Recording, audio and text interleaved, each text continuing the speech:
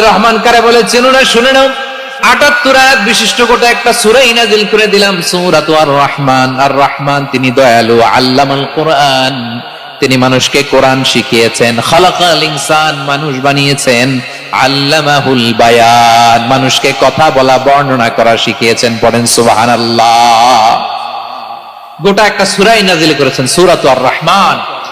আমার বারোয়াখালীর ভাইয়েরা, তার নাম হচ্ছে আর রহমান আর রাহিম, মানে দয়াময়, মেহেরবান। তার দয়া যে কত বেশি আপনি কল্পনাও করতে পারবেন না, আপনি কল্পনাতেও আনতে পারবেন না তার দয়া কত বেশি।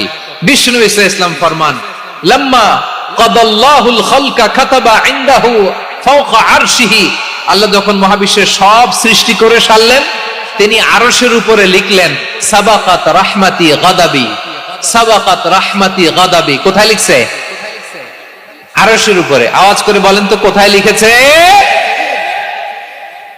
আরশের উপরে আল্লাহ লিখলেন সাবাকাত রাহমাতি গাদাবি। এর মানে হলো আমার দয়ার কাছে, আমার ভালোবাসার কাছে আমার ক্রোধ পরাজয় বরণ করেছে। আমার দয়ার কাছে আমার রাগ কিংবা ক্রোধ পরাজয় বরণ করেছে। মানে আমি আল্লাহর দয়া আছে, আবার আমি আল্লাহর ক্রোধ বা রাগ আছে, কিন্তু আমি আল্লাহর রাগের চেয়ে দয়া বেশি। আওয়াজ করে বলেন, আল্লাহর রাগ বেশি না দয়া বেশি? আল্লাহর যদি রাগ থাকতো আমরা বাঁচতে পারতাম?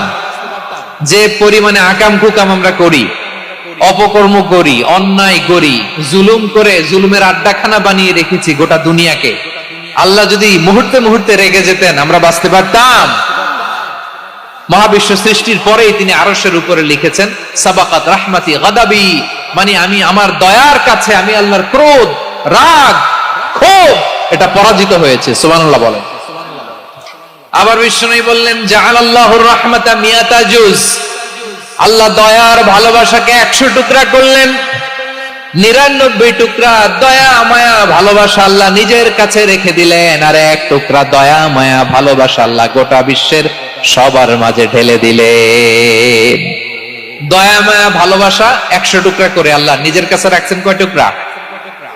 সবাই বলেন 99 টুকরা। আর গোটা বিশ্বের সবার মাঝে ভাগ করে দিয়েছেন কয় টুকরা? এবার এই 1 টুকরার নমুনা দেখেন তো।